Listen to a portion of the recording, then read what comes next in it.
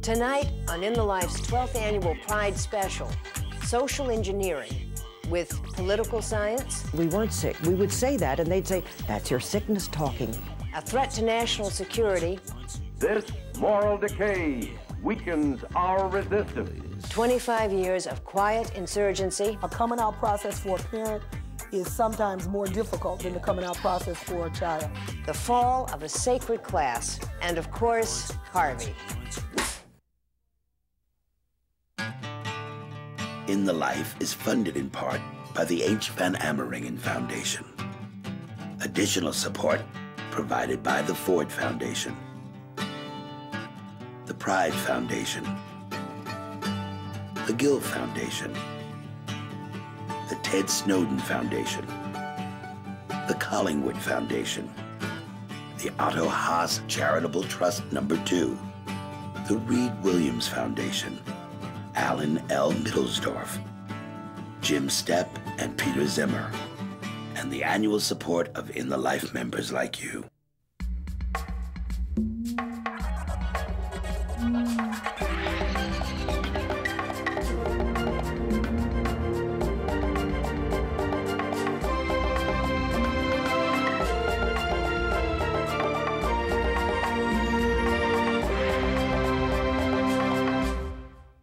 Welcome to In the Life. I'm Cherry Jones. On tonight's Pride Special, America's Gay and Lesbian News magazine confronts social engineering. Over the past year, America's courts have struck down sodomy laws and upheld the marriage rights of same-sex couples. The president embarked on a campaign to add an anti-gay marriage amendment to the Constitution. And a groundswell of localities launched marriage license revolts in support of gay Americans. The issue of LGBT rights has made it out of the closet and firmly into the light of public debate. But tonight, In the Life investigates the still shadowy subtext of the now 140-year-old culture war over the lives of LGBT Americans. Still obscured in a strange marriage of science and politics. Value judgment, cloaked and camouflaged in the language of science. At work in the aftermath of colonization. Instead of being considered special and neither, they're considered strange and different. And smuggled into the pursuit of national security. This is a policy that leads us to fire badly needed Arabic language translators in the middle of a war on terrorism. A long and clandestine legacy of social engineering lives on. Technically, homosexuals didn't exist until the late 1800s. Though acts of same-sex love had been acknowledged and dubbed sins in the Western lexicon, the recognition of a gay identity didn't dawn until the earliest sexologists began publishing only 140 years ago. Starting in Germany in 1864 with Karl Ulrichs. Before Karl Ulrichs, of course, homosexuality was against the law. Karl Ulrichs was arguing that those laws should not exist because it wasn't a matter of sin. It was rather because that person was born into the third sex. However, the sexologists' perspectives on homosexuality varied wildly.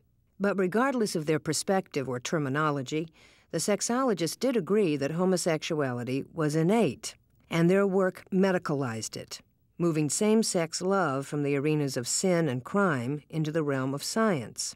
And that budding science quickly became a battlefield. Many homosexuals decided that this was certainly preferable to being called a sinner or a criminal. It's your fault if you're a sinner, but if you're born that way, you can't be accused of criminality or sin. It was the beginning of a kind of politicalization for sexual inverts. That is, they were a group and they could begin to demand their rights. It was not long after that that the German doctor Magnus Hirschfeld founded the Scientific Humanitarian Committee, which was guided by the motto, "Through science to justice." The early sexologists believed that homosexuality was a matter of nature. Freud and the Freudians believed that homosexuality was a matter of nurture. He said that normal people develop heterosexual interests. People who become homosexuals are fixated in an earlier form of sexuality because of some trauma that has occurred. But not everyone agreed. Unknown scientist Alfred Kinsey both expanded Freud's notion of innate bisexuality and challenged his concepts of fixed adult orientation. We came up with this Kinsey scale that said that you didn't just have homosexuals and heterosexuals, but you had a broad range that went from Kinsey 0, pure heterosexuality, to Kinsey 6, pure homosexuality, with 5 gradations in between. But Kinsey's work was largely ignored by the fledgling psychiatric establishment. And in 1952, homosexuality was classified a mental disorder in the American Psychiatric Association's inaugural Diagnostic and Statistical Manual, or DSM. In fact, even Freud's own writings couldn't dissuade the Freudians from taking the young science in a new direction. He didn't believe that it was possible to make a heterosexual out of a homosexual. And psychotherapists who were so influenced by Freud didn't really listen to what their mentors said. And they started, by the 1950s, a huge industry in trying to cure homosexuals. The war was over. The country craved normalcy. And with no scientific basis, homosexuals were painted as pedophiles and a danger to the sanctity of American culture. What Jimmy didn't know was that Ralph was sick, a sickness that was not visible like smallpox, but no less dangerous and contagious, a sickness of the mind. You see, Ralph was a homosexual. That is, wanted to make homosexuals into normal heterosexuals. That probably explains in good part why the medical profession suddenly became political in that way. The fundamental framework is forged within the family setting. In 1962, Dr. Irving Bieber, one of Freud's most controversial followers, published the book Homosexuality, arguing that homosexuality in men was caused by an abnormal parent-child relationship. Many believed his study to be flawed. The authors of the study began with the belief that homosexuality is a form of psychopathology. They weren't questioning whether or not homosexuality is an illness. I want you to imagine that you are in a room with X. In fact, with the APA's new sickness branding, psychiatrists developed a whole range of new treatments for homosexuality. A homosexual would be shown a picture of an attractive person of the same sex, and he or she would be given a shock, then shown a picture of an attractive person of the opposite sex, and there would be no shock. And it got worse. From hormone injections and lobotomies to castrations, hysterectomies, and forced incarceration in mental institutions. Really insane attempts to convert people to a different sexuality. We saw ourselves as diminished creatures, but our only hope for any kind of happiness would be to present ourselves to a therapist and undergo prolonged treatment. As a result, like countless others, Arthur Martin Duberman underwent nearly a decade of psychotherapy. I definitely believe that if I stopped having sex, and if I went to therapy 5 times a week, and worked very hard at transformation, yes, I could become a practicing heterosexual. There are lots of scars from that kind of mistreatment, which is what we now know it was, that never go away. But others refuse to be labeled sick. How do you organize people who aren't visible to do something about their problems? And that was the main thing we had to work on at first. Then it became clear that we had to start going after the people in the mental health professions on the sickness issue. In the early 60s, another pioneering voice joined activist Barbara Gittings in calling for change. You had a whole establishment that had to be changed and reversed. And in order to get them to do that, you had to use political tactics. Frank came along with a very a clear vision in his mind of what we needed to do. A scientist by training, Frank Kameny scrutinized the studies that had been used to declare homosexuality a mental illness. I found shabby, shoddy, slipshod, sleazy, pseudoscience masquerading as science. Case in point, that study by Dr. Bieber.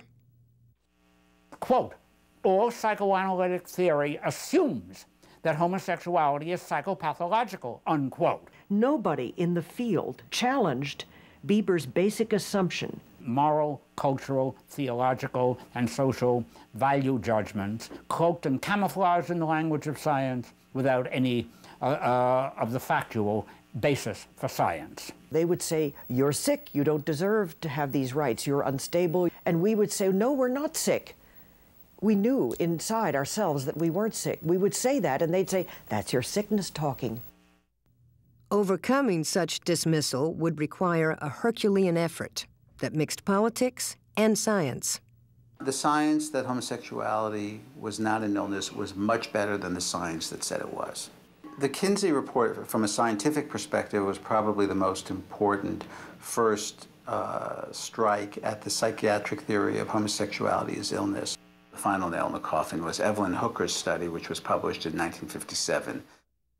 Straight psychiatrist Dr. Evelyn Hooker was the first to study homosexuality in the general population, as opposed to those in treatment or in prison.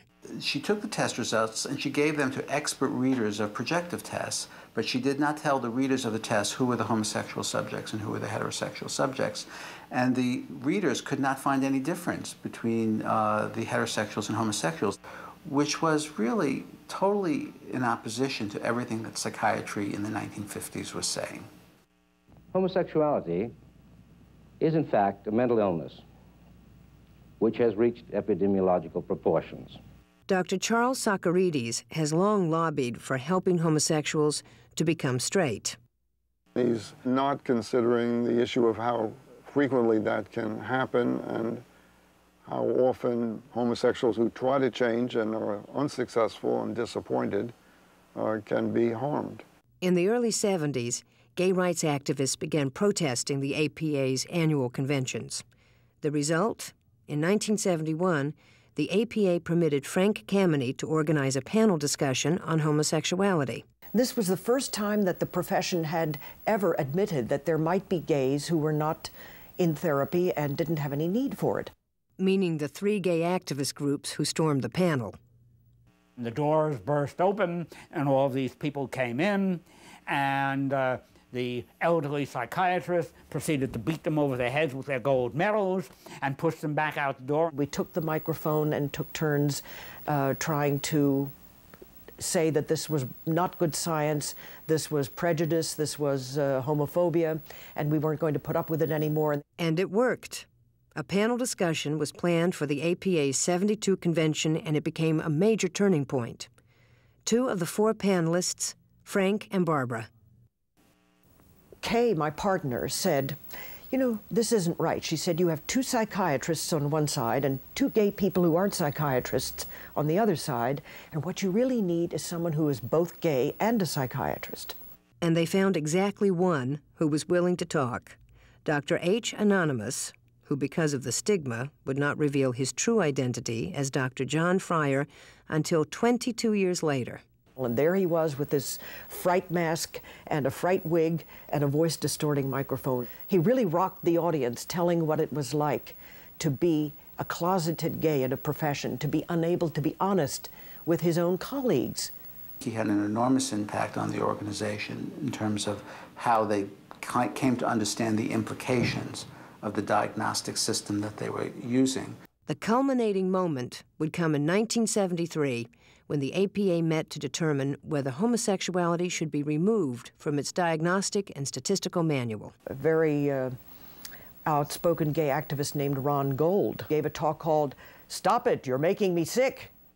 My illness, at least in part, was a direct result of the crimes perpetrated on me by a hostile society. You have been willing accomplices in such crimes.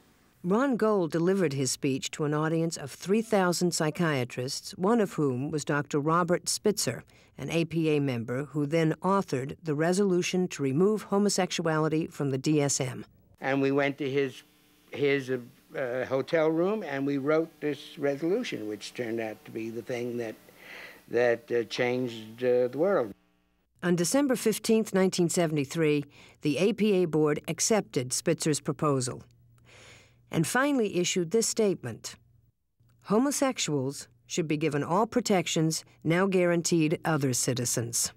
This albatross that had been around our neck for decades and decades was finally lifted. We were working for rights and for a full first-class citizenship in our society, and we were never going to get it as long as their ideas prevailed. 1973 was, I think, one of the most graphic examples of the way science and politics come together all the time.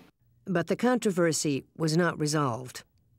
For example, Dr. Socarides has since written that the APA decision was a purely political move, instigated by gays who strong-armed his profession and actually hurt homosexuals. Socarides remains a proponent of what is now called conversion therapy. There's hope for change, there's hope for change. If you're gay or lesbian and don't want to be, there's hope for change. Many have left the lifestyle. You can too. Well, the American Psychiatric Association has taken a position that ethical practitioners should refrain from doing sexual conversion therapies, in part because there isn't any good science about how they work. Socarides believes differently, as does North, the organization he founded. Among its members, Richard Cohen. The possibility of changing from homosexual to heterosexual exists. An ex-gay, Cohen says he's been there. Today, he runs his own organization for treating homosexuals. I think the APAs have done a tremendous disservice to science and to the homosexual community by taking out the diagnosis. The problem is, of course, is that the mental health professions, psychiatry, psychology, social work, none of them consider homosexuality to be a mental disorder. So if there are doctors who are treating homosexuality as if it were a mental disorder, they're all practicing outside the mainstream. In the Life contacted several groups within the ex-gay movement, as well as other organizations who believe gays and lesbians can change. Groups like the Traditional Values Coalition, the Family Research Council, New Hope Ministries, the Center for Reclaiming America, and Dr. Charles Socarides. Most did not return our calls. All refused on-camera interviews. In the middle of any scientific conversation about what are facts and what are not facts are numerous gaps in our knowledge. There may be no one who knows that better than Dr. Spitzer. So I was the big hero of the gay movement in 1973, and I certainly didn't become the hero of the gay movement with this study. 3 years ago, Spitzer published his findings from a series of telephone interviews he conducted with 200 ex-gays. You could even argue that my study has hurt more people than it's helped. Based on the interviews, he found that, quote, there is evidence that change in sexual orientation following some form of reparative therapy does occur in some gay men and lesbians. The gay establishment and the Christian right, had different views of the study from their own political viewpoint. Given Spitzer's history, ex-gay organizations quickly picked up on the results, and according to Spitzer, often misrepresented them.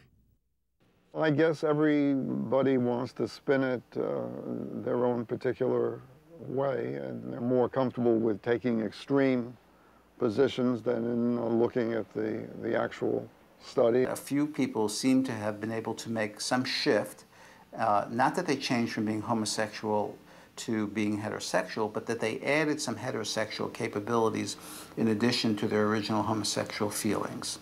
What the headlines didn't mention was that Spitzer's study had several major limitations. Among them, his interview subjects were all chosen from ex-gay ministries and North. It was not a study of how often this occurs, because we didn't study people who went into therapy and then followed them. My own sense is that it's probably a pretty rare occurrence. Dr. Spitzer was also, quote, appalled at how much the media oversimplified the study, with lines like, a controversial U.S. study suggests that gay people can become heterosexual if they really want to. That's really just absurd. There's nothing in the study that indicates that this is true. This is just made up. The Spitzer study has been really a central issue in the culture wars. It's actually one of the most perfect examples of how science gets caught up in political battles. And those battles continue as people with so-called gender identity disorder petition the APA to stop calling it an illness. While the diagnosis is necessary for some who need insurance to pay for sex reassignment surgery, others say it improperly categorizes them as sick. At the moment, they're being intransigent, just as they were with homosexuality. The idea they know better than us. And we think this is a sign that they have a disorder called gender pathophilia, which is the need or desire to pathologize gender behavior that makes you feel uncomfortable. Dr. Drescher says the APA is not considering removing GID as a diagnosis, but is looking at making the definition more specific. He also points out that psychiatry is a fluid science filled with individual, human interpretation.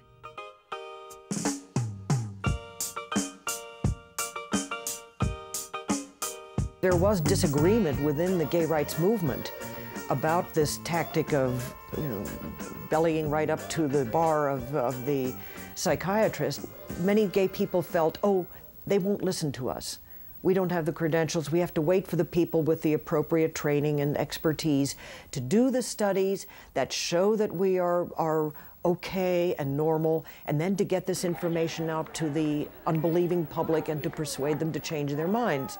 And a lot of us in the movement said, no, we're tired of waiting. It will never happen if we wait for that, or it will be beyond our lifetimes. We want to do something now. We cannot wait.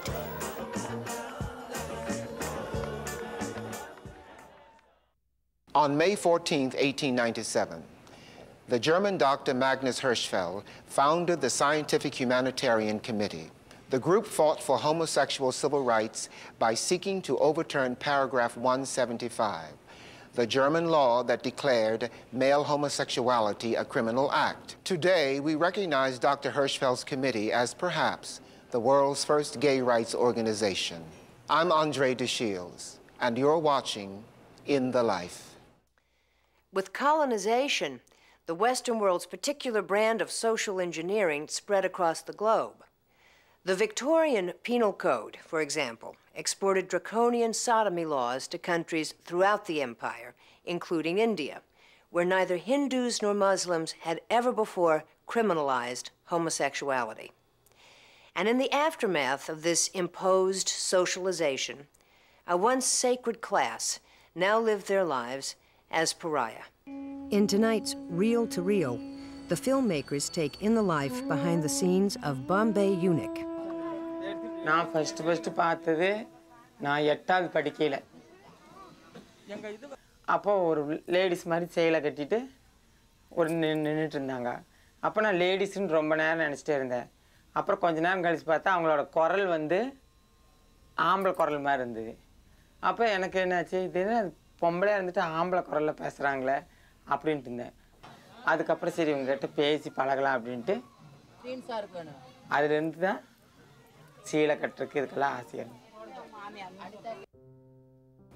Hijras have existed in India for thousands of years. A hijra is actually a Hindi word for neither male nor female, and that has been used to describe the eunuchs of India. We met a group of hijras who said that they would work with us and tell us their stories. Neither of us had a background in film. What we thought was going to be sort of a 3-month art project and just kept becoming bigger than ourselves. And we hired an Indian camera crew and took on making a documentary. If you speak to people's grandparents, they usually say, oh, yes, I remember when the hijras used to come, when there was a wedding or there was a birth, and we welcomed them. And if you speak to someone's grandchild, that same person would say, oh, I give them money just to make them go away. Traditionally, they were believed to be closer to God because they were neither male nor female. People believe that they have the power to bless or curse, and so when they would invite them to weddings and the birth of children, and they would give them money to sing and dance and perform, and think that by doing that, that their child would be safe or lead a good life. डर लगता है ऐसे कि ऐसे कहीं बोलकर नहीं चले जाए कि तुमको ऐसा हो जाए तुम्हारे बच्चे को हो जाए तो हमसे जो कुछ होता है ऐसा खुशी से उनको दे देते हैं And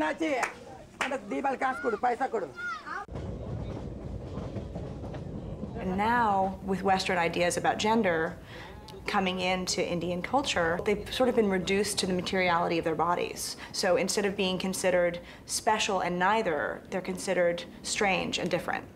Modern hijras, they're no longer imbued with power that they used to have, and yet they still have the need to be within their own communities. They still gravitate toward each other. They still create kinship structures outside of their family structures. There are actually these different houses within Bombay with different lead hijras, and then sort of these lead mothers will adopt daughters. And they're accountable for their well-being, and they take care of them. And in return, the daughters often give some of their earnings to the mother. They're neither upper nor lower class or caste. They're neither in many, many ways. They actually leave whatever the community they're from, and often leave whatever religion they're from, to join the hijras. And it's not actually necessarily that they go down, they go into another community. In today's society, people are believing less and less in their power to bless or curse, and so the eunuchs have been pushed into begging and prostitution in order to survive.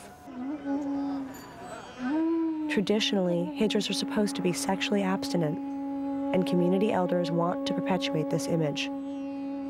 சொன்ன தந்தாவே பண்ணாம இருந்தா கூட இந்த சமுதாயம் வாழ விடுறது இல்லையே, தந்தா பண்ற மாதிரி செய்யுதில்லை. சமுதாயம் தானே எங்களை தந்தா பண்ண வைக்க சொல்லுது, எங்கே நாங்கள் தந்தா பண்ணாமல் இருக்கணும் பார்க்கலாம். கண்டம்ஸ் யூஸ் பண்ணுறது தான், அதாவது எல்லாத்துக்கும் கண்டம்ஸ் யூஸ் பண்ணுறது இல்லை, ஒவ்வொருத்தரும் வேண்டாங்கிறாங்க.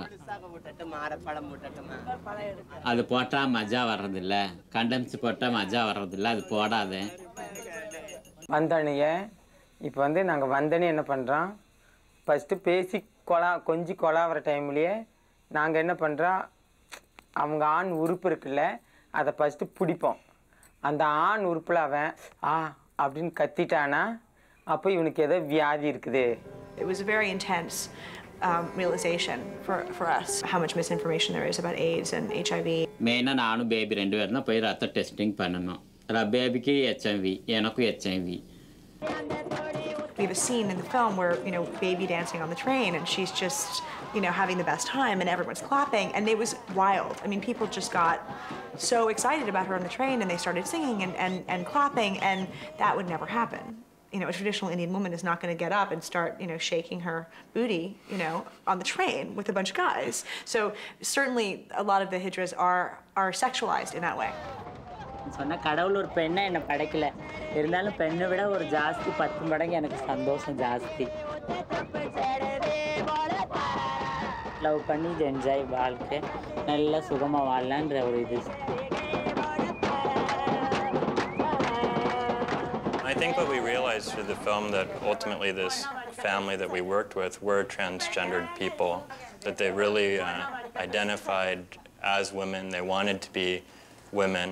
நான் அவங்களோடய காலம் தள்ளிடுவேன், இந்த மாதிரி தந்தா பண்ணுற வேலைக்கு நான் போக மாட்டேன், என் வீட்டுக்காரர் நானுன்னு வீட்டில் இருந்துக்குவேன், அதோடு சரி. There is a place for a third identity, and therefore they took up that place. And it makes it very difficult to say, you know, if you were to take these people and put them in the West, they'd be this or they'd be that. I think in India, it's assumed that each person, each individual has to live out their duty to the best of their abilities. That's dharma, your dharma. And I think for hijras, they realize that that is their dharma, to be the best eunuch they can be, and that if they, you know, if they do that, then they will have perfectly fulfilled this life. It's very reaffirming, I think, to see how these people will give up everything for this gender/sexual identity. And what we tried to bring to the film was just a tremendous amount of intellectual integrity in terms of what it means for us as outsiders looking into their lives, and really what it means to be a person who's different. I'm Lynn Harris, and you're watching In the Life. Still to come on In the Life, a national security violation. Gays and lesbians can serve honorably, can serve loyally, and can do so without undermining national security. challenging stealth politics. All we knew was what we had heard from the pulpit, and in the Southern Baptist Church, that's not a very positive thing. And taking on socialization within the community. We cannot count on heterosexual textbooks and classrooms and parents to help our children. When Joseph McCarthy took on the communist menace in the 1950s, he tossed in a second identifier of un-Americanism: homosexuality. In fact, the two basically became synonymous, echoing in refrains like pinko, commie, faggot. The lack of logic in that equation was completely obscured by a national fervor for the eradication of anything that could be painted red. Simultaneously, in communist regimes like Cuba, homosexuality was considered the sure sign of a capitalist. Today, 50 years later, the tradition of framing queerness as a threat to national security continues. There's a sad theme in American history of conflating national security enemies with sexual deviance. They constantly portray abnormal sexual behavior as being normal. This moral decay weakens our resistance to the onslaught of the communist masters of deceit. In World War II, gays and lesbians were fired because they were imagined to be mentally ill. Then, in the McCarthy era, gays and lesbians were fired because they were imagined to pose a security risk. Then, in the 60s, the proponents of discrimination said gays and lesbians were more prone to alcoholism. Now, the military says that gays and lesbians pose a threat to unit cohesion, and that rationale, just like the other rationales, is not based on evidence. The reason the military keeps coming up with different rationales is because they can't admit the real rationale for the policy is homophobia. It was assumed that you can't have homosexuals. It would degrade military readiness and compromise the privacy of straight members. The law was written that prohibited somebody from admitting that they're gay so that the people who hate them so much won't be upset.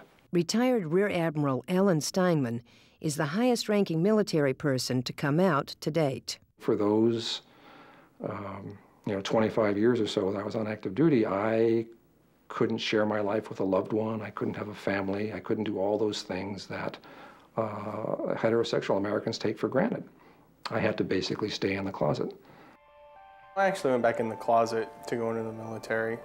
I understood don't ask, don't tell to mean that literally, they can't ask you, you don't tell, and you're fine. It's obviously wrong. In the last 2 years, the Washington Post just reported that the military has fired 37 translators. Many of those translators were Arabic, Farsi, and Korean speakers. Those are the three languages identified as the axis of evil by the Bush administration. I was studying Korean.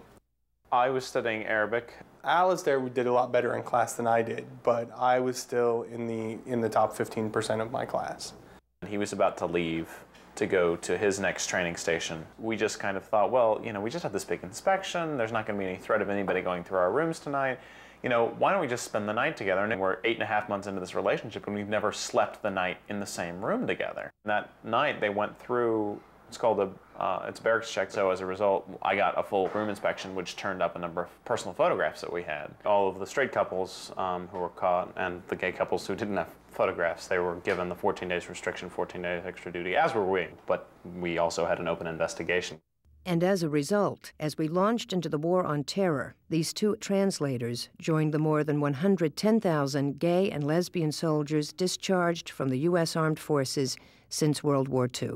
One can theorize that how nice it would have been to have some more Arabic translators out there on the front lines so we could communicate with the Iraqi people and perhaps stop some of the misunderstanding that resulted in some of the violence and deaths. This is a policy that is not based on evidence. This is a policy that undermines national security, that wastes money, that leads us to fire badly needed Arabic language translators in the middle of a war on terrorism. I really believe that the pagans and the abortionists and the feminists and the gays and the lesbians who are actively trying to make that an alternative lifestyle, the ACLU, People for the American Way, all of them who tried to secularize America, I point the finger in their face and say, you helped this happen. What he was trying to do was to start another sex panic where people would again confuse the national security threat coming from outside the country with gays and lesbians inside the country.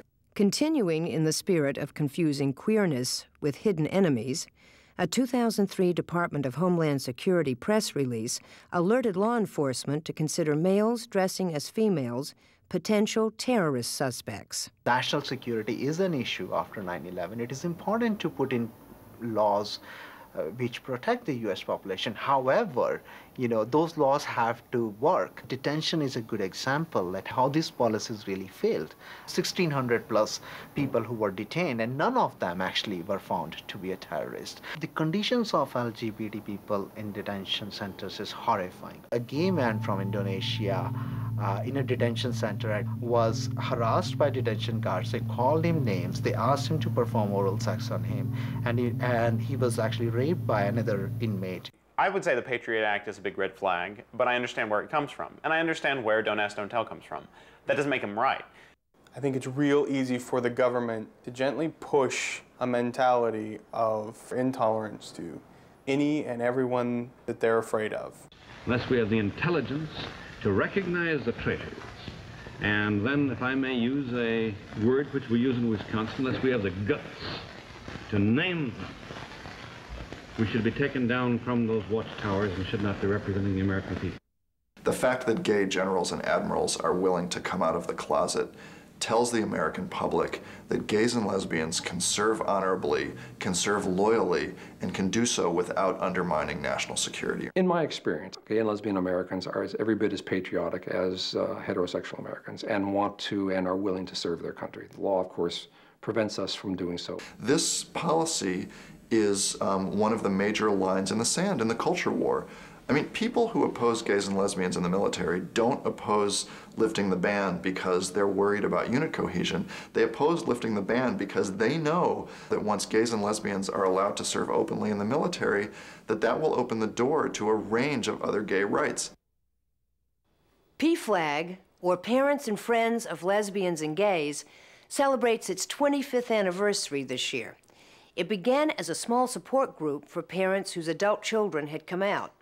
Now, families across the country have risen up to join what has become a social and political movement some 200,000 strong. And in the process, our parents have become one of the most potent antidotes to the veiled homophobia that still surrounds their kids. The group was born out of a sense of moral outrage when one mother's son was attacked and beaten because he was gay. Furious that the crime was being ignored by the press, she went into action. I sat down and wrote a letter to the New York Post. The next day, Morty called me and said, "Mom, you can't imagine all the attention your letter has gotten. People keep calling me and congratulating me that my mother would announce in the newspaper that she had a great gay son." That June, Morty asked Jean to march with him in the Gay Pride Parade. Jean agreed, as long as she could carry a sign telling people why she was there. As I walked along, people started to yell and scream, and I didn't know what it was all about.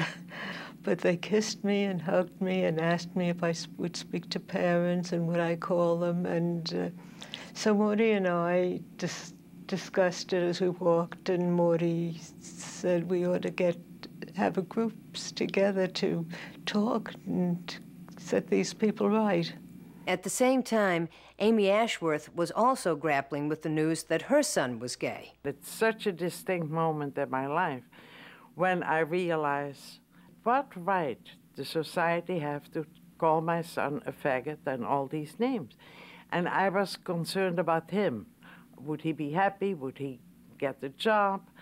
And would he find somebody? In 1973, Jean, Amy, and a handful of other parents of gay children began holding monthly meetings. I was so overwhelmed by the stories of gay and lesbians who spoke every other month, and that they changed my whole opinion. And I realized it was so wrong what society did, and it was a question of human rights. And I was so impressed with Parents Flag, and we called it POG. And Dick said after the first meeting, "Amy, that's a good group, we should go back." Well, most of the people came crying, what did I do? What didn't I do? What was wrong? It's my fault. In those days, the issues had very much to do with harassment, assault, and in some cases, death for sons and daughters. As members of POG traveled around the country and met other parents, the organization grew. By the 80s, sometimes we had 50 people. I found the parents were the bridge between the two societies. So the more people you talk to, slowly, people change their opinion.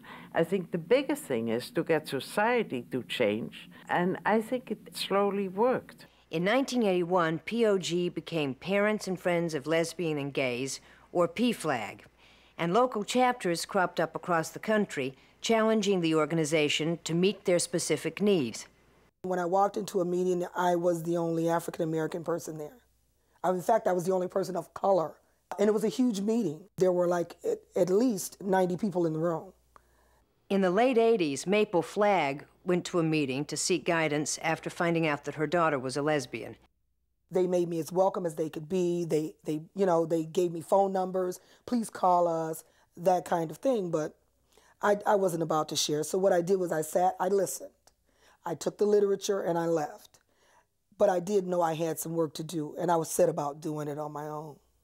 It would take nearly a decade, but with impetus building in her Detroit community, Maple and fellow activist Imani Williams helped found PFLAG Family Reunion in 1999.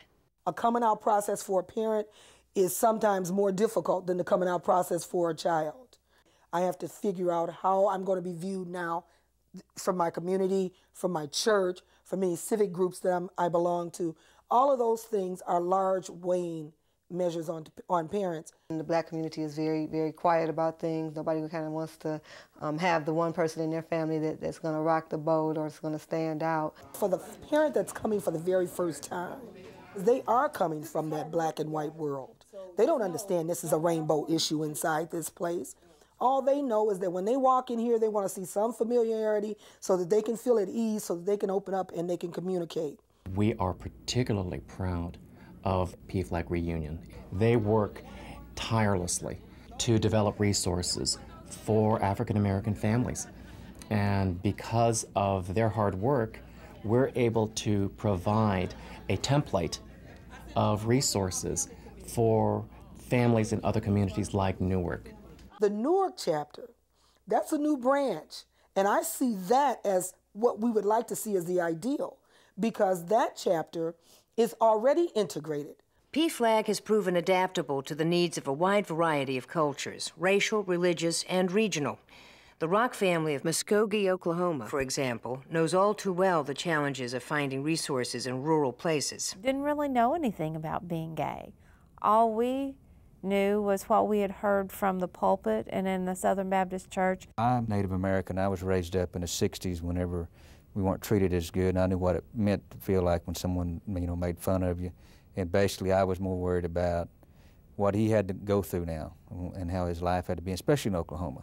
There's many, many parents and young GLBT people that they are so afraid for others to know that they are gay or have a son or a daughter that is gay. They're afraid of what their neighbors will say, what their church will say, what their jobs will say. The first meeting, there was me and Joyce, and then slowly there was 2, 4, 6, 8. And we got to the point where we had to move to another building because we got people the building was too small. I have about 4 or 5 different mothers that I correspond with and talk to in our community that they know their child is gay, but I don't know if some of them will ever tell their spouse or their families. The Rock's very public advocacy, combined with their son's newspaper editorials, have made them easy targets.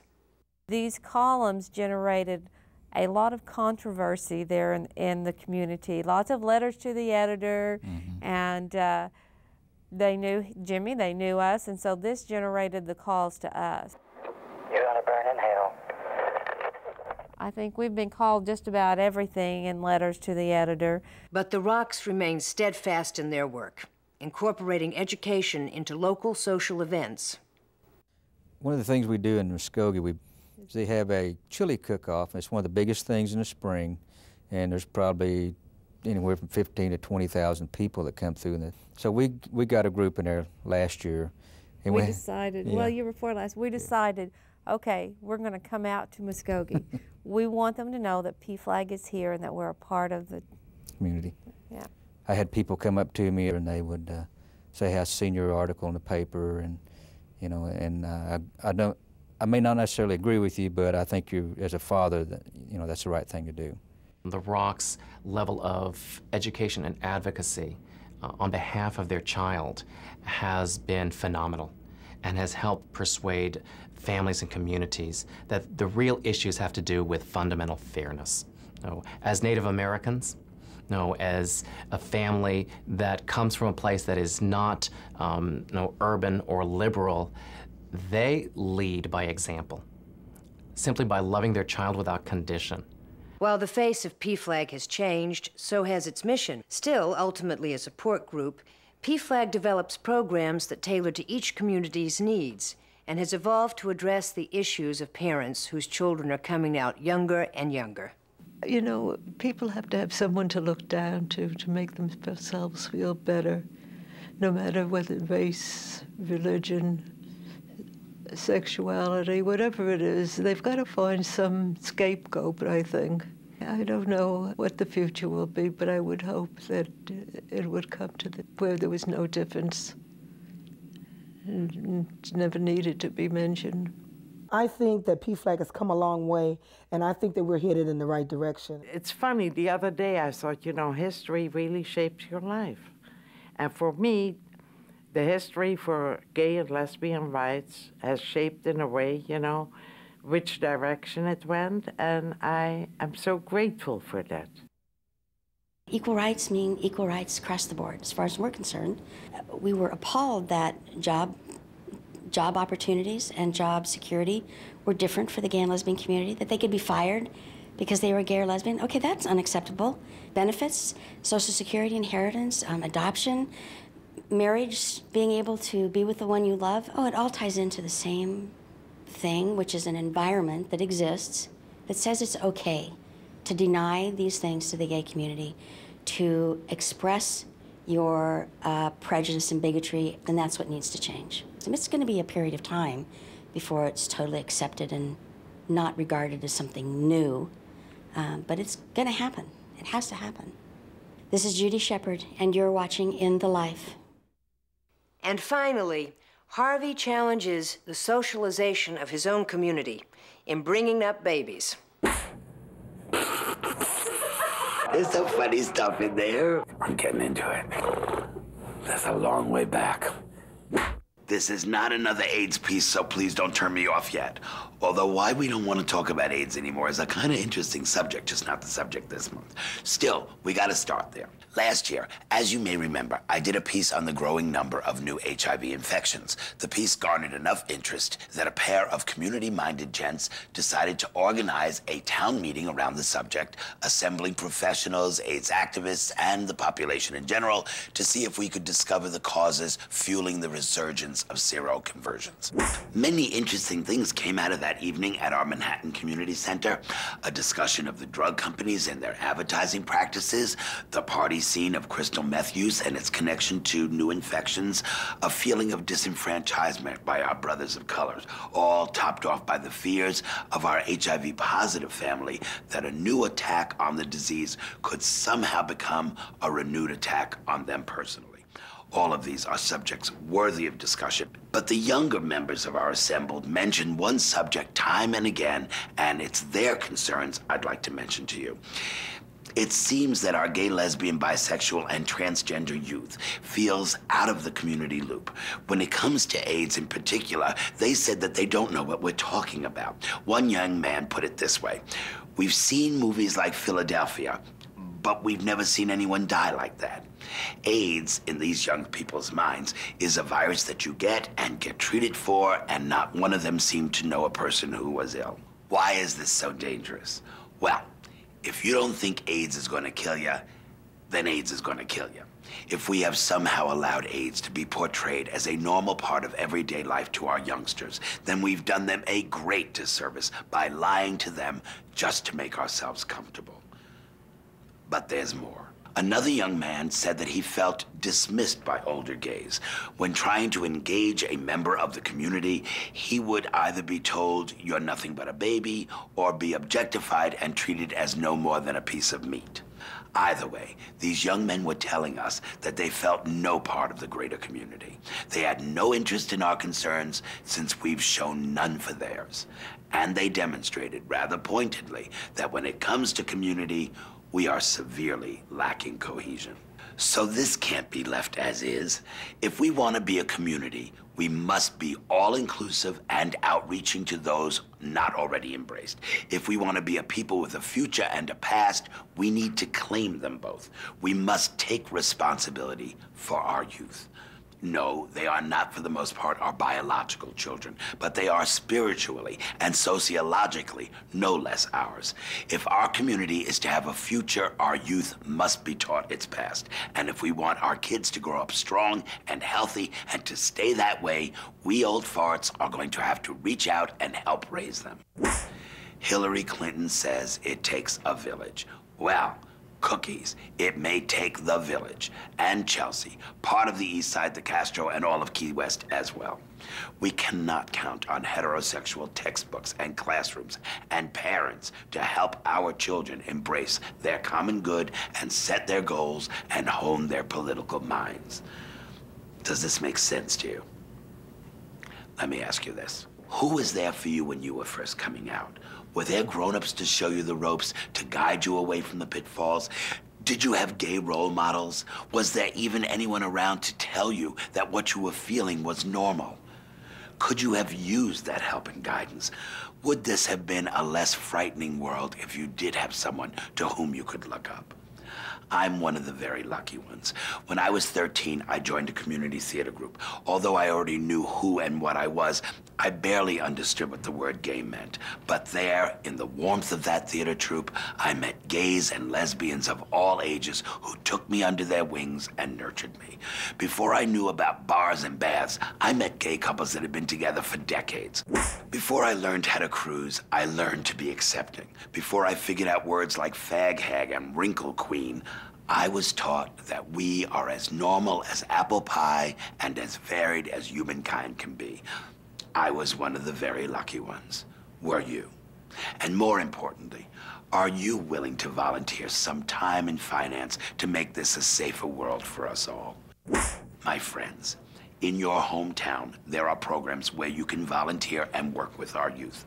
Start by contacting your community center or GLBT hotline, or go online to the In the Life website. Ask if you can be of help. There are kids who need mentoring in school. There are kids who just need a grown-up to tell them that they're not alone in the world. If you have greater skills, maybe you could teach a class in poetry or painting or acting. Or if you have no skills, you can always help clean up after a class. If you have no skills and no time, you can still write a check to ease the work that others are doing. And if for some bizarre reason you can't find a gay kid who needs help, remember that a straight child who has been helped in his life by a gay person will probably grow into a straight, non-homophobic adult. We can always use more of those. As for those moments when you might be enjoying a quiet time in your local gay bar and a kid wanders in, before you even consider this youth as an object, stop and consider him as your child. What would you want for your own child? There must be a better place for a 17-year-old to make friends than in a bar. Step forward. Be proactive. Be a responsible part of our community so that we can take pride in how we raise our own. Just speaking these words, I can already hear the screams of disbelief that will be filling the In the Life email boxes. But I still insist that you at least consider what I'm saying. Only we can raise proud and independent gay youth. Think about getting involved. And as long as we are considering taking responsibility for our children, let us not forget our elderly, because cookies, we may never again be a piece of chicken wandering into our first gay bar, but we will all most likely outlive our welcome in the bar culture. And then, where will we be? No one wants to be out in the cold when they're old and gay. Reach out. I'm Cherry Jones.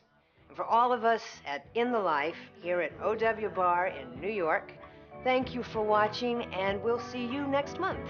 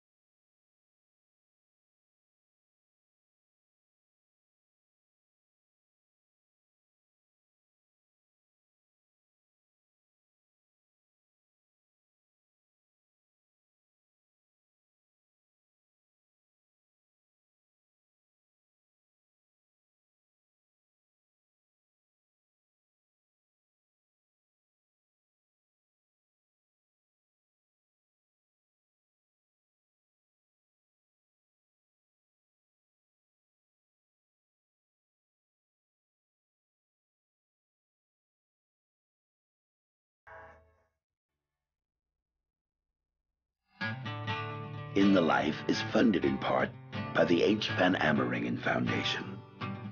Additional support provided by the Ford Foundation,